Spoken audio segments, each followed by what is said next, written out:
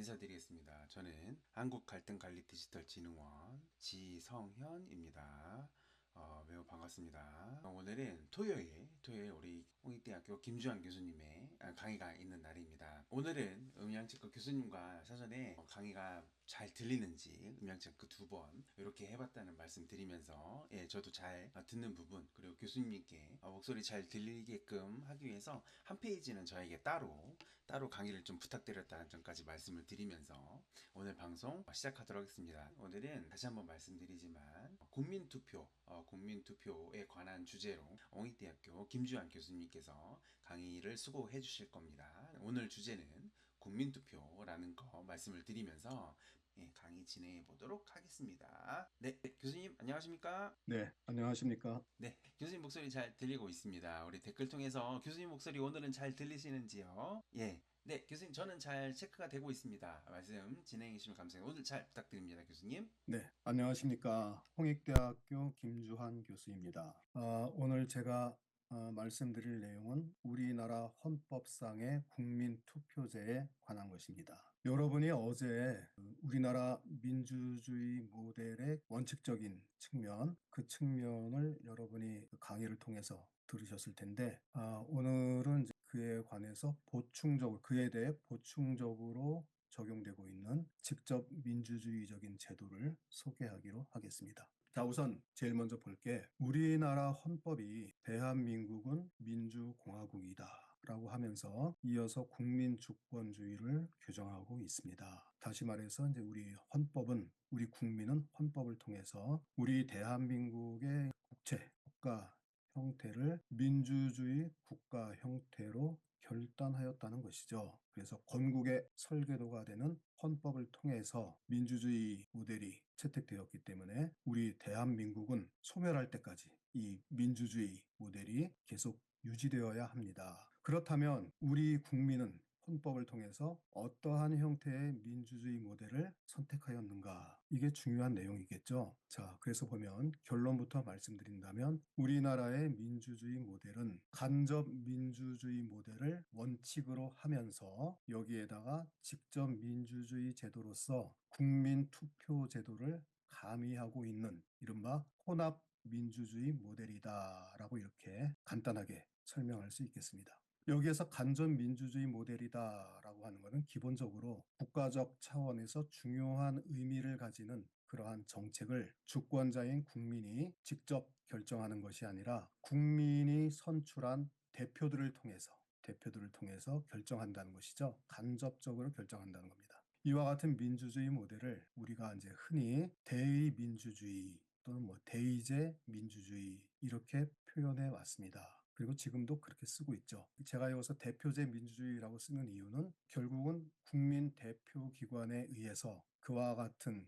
결정이 행해진다라고 하는 취지에서 대의제라는 표현보다는 대표제라는 표현을 쓰는 것이 좀 더 이해하기 쉽지 않을까. 간접 민주주의 모델이라고 하는 이런 그 의미를 더 명확하게 보여주지 않을까 해가지고 사용하고 있는데 아무튼 대의제나 대표제라고 하는 것은 사실은 번역어입니다. 그래서 우리가 그 번역어를 대의제로 사용하든 대표제로 사용하든 그건 각자가 자기 기호에 맞게 선택해서 쓸 수 있다고 하겠습니다. 자, 그래서 다시 한번 정리하면 우리나라는 기본적으로 국가적 차원에서 중요한 의미를 가지는 그러한 문제들에 대해서는 국민 대표 기관인 대표적인 국민 대표 기관은 국회죠. 국회에서 결정하는 게 원칙이다라는 겁니다. 다만 항상 모든 문제를 이렇게 국회가 결정하는 방식으로 그렇게 운영하는 것은 아니고 때로는 신중을 기하기 위해서 주권자인 국민의 의사를 확인하는 경우도 있다라는 겁니다.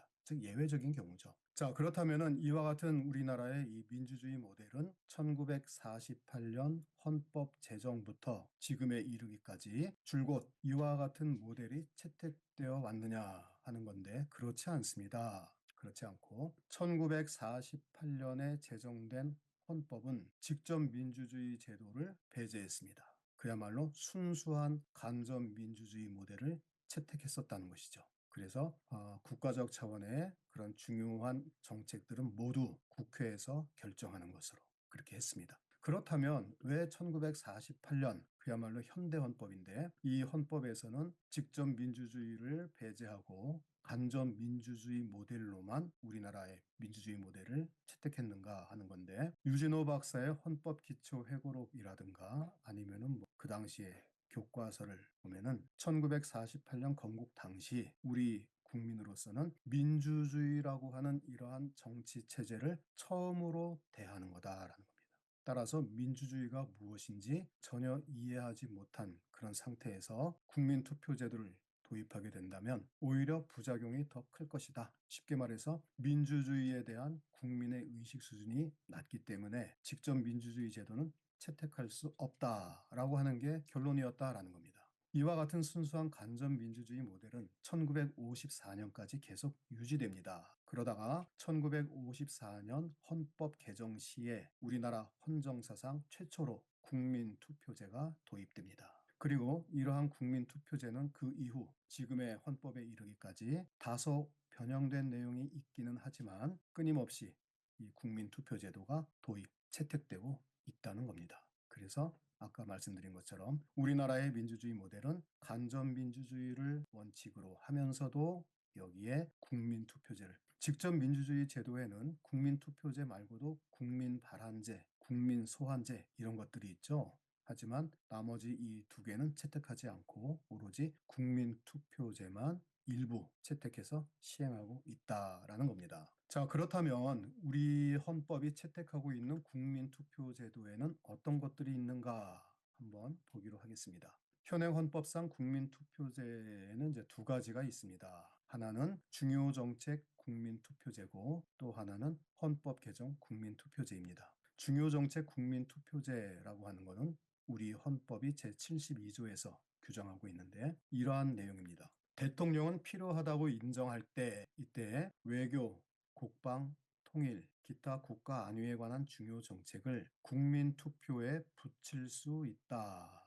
라고 하는 게 바로 72조의 규정인데 바로 이와 같은 대통령의 권한을 우리는 국민투표 부의권이라고 합니다. 다시 말해서 대통령이 국민투표를 실시하자라고 제안하지 않는다면 국민투표는 실시될 수 없다라는 내용이죠. 그런데 여기서 문제는 그렇다면 대통령이 언제 국민투표를 실시하자고 제안할 수 있는가 하는 건데 그거는 대통령 마음대로입니다. 헌법 제72조를 보면 대통령은 국민투표에 붙일 수 있다라고 해서 붙여야 한다가 아니라 붙일 수 있다라고 했기 때문에 국민투표를 실시할 것인지 여부는 오로지 대통령이 결정한다는 것이죠. 이와 같은 국민투표를 필수적 국민투표가 아닌 임의적 국민투표라고 이렇게 표현합니다. 대통령의 임의에 따라서 실시되는 국민투표다 이겁니다. 그러면 대통령은 어떠한 경우에 그렇다면 국민투표를 실시하자고 할 수 있겠는가? 라고 하는 게 중요한 내용이겠죠. 헌법 제72조에 따르면 대통령은 외교, 국방, 통일, 기타 국가 안위에 관한 중요 정책에 대해서만 주권자인 국민의 뜻을 물을 수가 있습니다. 자, 여기에서 중요한 거는 중요 정책도 중요하지만 여기에 조건이 하나 더 붙는다는 거죠. 그 중요 정책은 반드시 국가 안위에 관련된 중요 정책이어야 한다라는 겁니다. 이해하시겠죠? 자, 이렇게 이제 두 가지 이중적인 조건이 붙어서 상당히 제한된 범위에서 대통령은 국민투표 실시를 제한할 수 있습니다. 이처럼 대통령의 국민투표 부의권을 제한하고 있는 것은 대통령의 국민투표 부의권이 남용되는 것을 방지하기 위한 것입니다. 예를 든다면 1972년 유신헌법이죠. 유신헌법에 따르면 어떻게 돼 있었냐면 대통령은 필요하다고 인정할 때에는 국가의 중요한 정책을 국민투표에 붙일 수 있다라고 해서 국가 안위에 관련된 것과 관련된 것이 아니라 하더라도 그냥 중요 정책이라고 하면은 국민투표에 붙일 수가 있었습니다. 따라서 얼마든지 이 국민투표권의 남용, 국민투표권 행사의 남용이 가능한 그런 상황이었습니다. 현행헌법은 지금 현재는 이제 이걸 이제 제한하고 있죠. 중요 정책 중에서도 국가 안위에 관련된 것만 국민투표를 실시할 수 있다라는 겁니다. 자, 근데 여기서 이제 중요한 건 이겁니다. 국민투표의 결과는 주권자인 국민의 의사라는 겁니다. 주권이라고 하는 것은 국민이 가지는 주권이라고 하는 것은 우리 대한민국에서는 최고의 효력을 가지는 의사결정입니다. 따라서 국민투표에 의해서 주권자의 의사가 확인된다면 그 어떠한 국가기관도 이에 반하는 행위를 할 수가 없습니다. 자, 그렇다면 이제 이런 생각을 해볼 수가 있겠죠. 만약에 어떤 이제 중요한 문제에 대해서 대통령이 국민투표 실시를 제안합니다. 그리고 국민투표에 의해서 대통령이 제안한 내용이 찬성을 얻게 됩니다. 그렇다면 국민투표에 의해서 그 국민투표로 찬성된 그 정책을 국회가 법률을 제정할 때 그에 반하는 내용의 법률로 제정할 수 있겠는가? 국민투표 결과에 반하는 법률 제정이 가능하겠는가 하는 건데 불가능하다고 봐야 되겠죠. 국회의 결정보다 주권자인 국민의 결정이 더 우선합니다. 그렇다면 이렇게 생각해 볼 수 있겠습니다. 대통령이 자신에게 유리하다고 판단할 때에는 국회의 의결을 피하기 위해서 또는 여소야대 국회에서 대통령의 의사에 반하는 국회의 결정이 나오는 걸 막기 위해서 대통령이 사전에 국민 투표를 실시하고 그 내용을 그대로 국회가 법률로 제정할 수 있도록 압박할 수 있지 않겠느냐 하는 겁니다. 가능하다는 얘기입니다.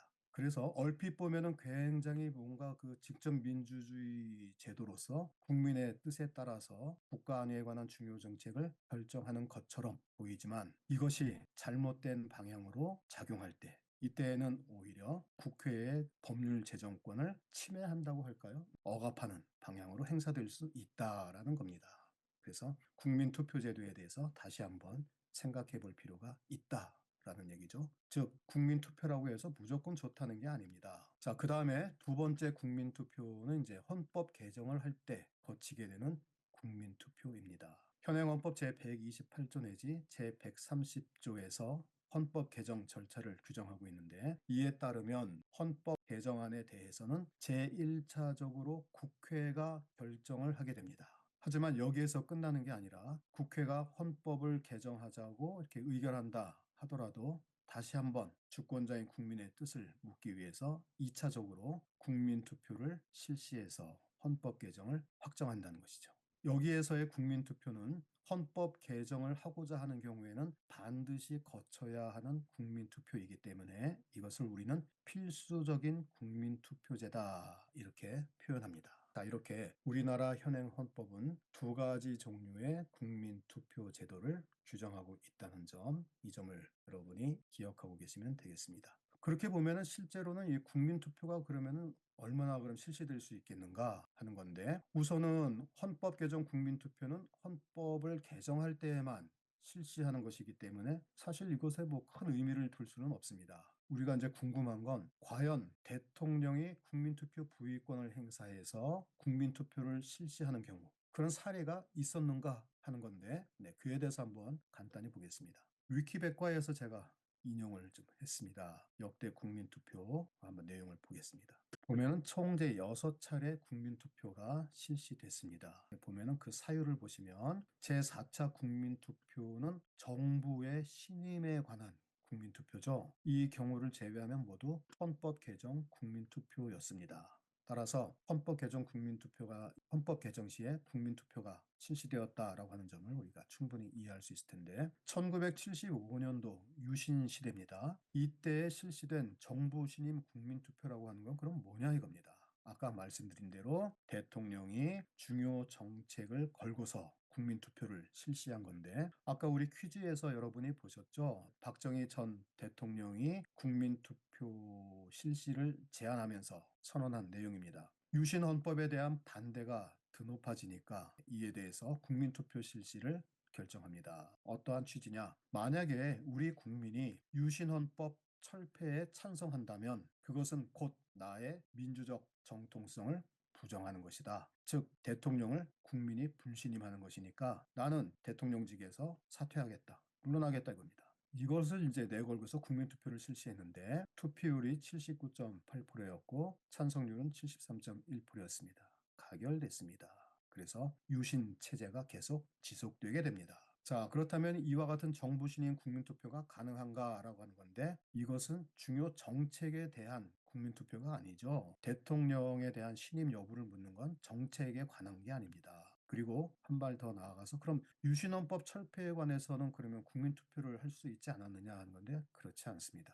분명히 헌법 개정 시에 실시하는 국민투표가 따로 있기 때문에 그것은 좀 어렵다라고 봐야 될 텐데 그런데 하나의 그 가능성은 배제할 수 없다고 볼 수 있겠습니다. 왜냐? 유신헌법의 경우에는 지금과는 달리 그냥 중요 정책에 관해서는 국민투표를 실시할 수 있었으니까 유신헌법 철폐 여부를 놓고는 가능할 수도 있었겠다 이런 해석이 또 있을 수도 있겠죠. 자, 이렇게 해서 우리나라 이제 역대 국민투표 실시 내용을 우리가 한번 살펴봤습니다. 자, 이번에 이제 보게 되는 내용은 뭐냐 하면 그렇다면 지금까지의 그 국민투표를 보게 되면 다시 한번 잠깐 그 앞에 내용을 보겠습니다. 1972년도에 실시된 헌법 개정 국민투표는 유신 헌법으로 개정하기 위한 국민투표였습니다. 즉 헌법을 유신 헌법으로 개정하는데 국민들이 찬성하느냐 하는 거였죠. 그 국민투표 결과 91.9%의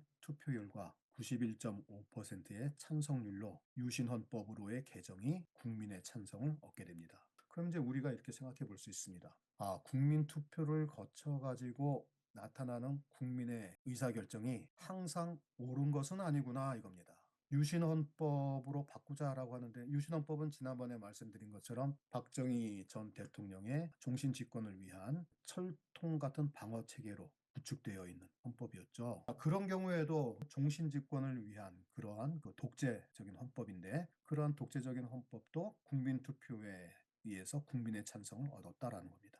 그렇다면 이와 같은 모순을 어떻게 해결해야 할 것인가라고 하는 건데 문제는 여러 가지 문제점이 있겠지만 이렇게 우리가 이제 생각해 볼 수 있겠습니다. 지금까지의 국민투표 제도는 또는 지금 현재 우리가 채택하고 있는 국민투표 제도는 대체로 국민이 민주적 정당성을 부여하기 위한 수단으로 동원되는 국민투표였다라는 겁니다. 국민 스스로가 어떠한 문제에 대해서 우리 국민들이 한번 결정해보자 해가지고 국민투표로 결정할 내용을 국민 스스로가 제안하는 그러한 국민투표는 없었다는 것이죠. 뭐 헌법을 개정하자 또는 대통령이 국민의 의사를 묻고 싶다 해가지고 국민투표를 실시할 때에만 국민들이 수동적으로 그에 응하게 됩니다.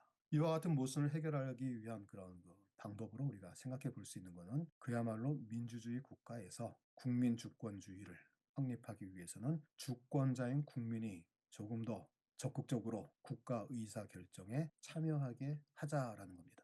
그래서 저는 국민 투표제에다가 국민 발안제를 결합시키는 것이 어떠할까 이렇게 생각을 해보는데 그와 같은 사례가 있었다는 것이죠. 자, 그래서 보면 첫째, 국가 안위에 관한 중대 사항을 결정할 때 1954년 헌법에서는 주권의 제약 또는 영토 변경을 가져올 만한 국가 안위에 관한 중대 사항 이에 대해서는 1차적으로 국회가 결정을 하고 그 다음에 그에 대해서 국민투표를 실시하자라고 해서 국민들이 발의하게 되면 지금 선거권자들이 발의하게 돼 있죠. 민의원 의원 선거권자는 지금으로 치면 국회의원 선거권자입니다. 국회의원 선거권자가 50만인 이상이 국회의 결정을 거친 사항에 대해서 국민투표로 확인하자라고 하면은 국민투표를 실시할 수 있었습니다. 이게 1954년 헌법상의 국민투표 제도입니다. 최초로 도입된 국민투표 제도였습니다. 그런데 이와 같은 이와 같은 권리가 폐지된 거죠. 폐지됐습니다. 지금은 국민에게 이와 같은 권리가 주어지지 않습니다. 그 다음에 두 번째, 헌법 개정할 때도 마찬가지입니다. 한번 생각해 보겠습니다.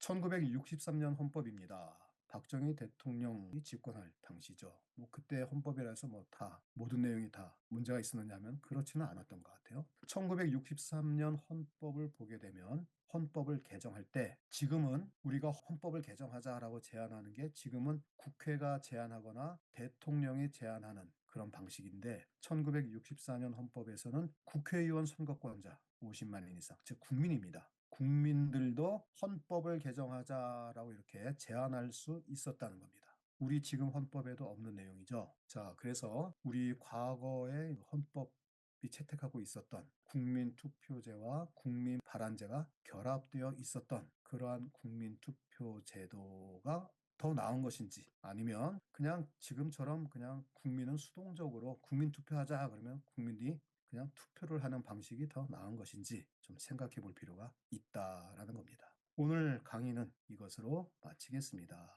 수고하셨습니다. 네, 감사합니다. 국민투표에 대한 부분까지 진행을 했고요. 교수님, 너무 고생 많으셨습니다. 감사합니다, 교수님. 네, 감사합니다. 혹시 추가 질문사항이나 이런 부분은 참여자 캠프에 남겨주시면 저희 교수님께 답변 얻어서 게시할 수 있도록 하겠습니다. 교수님, 오늘 네, 매우 감사합니다. 교수님, 인사드리겠습니다. 자, 여기까지 교수님 인사드렸고요. 정리하도록 하겠습니다. 네, 예, 감사합니다.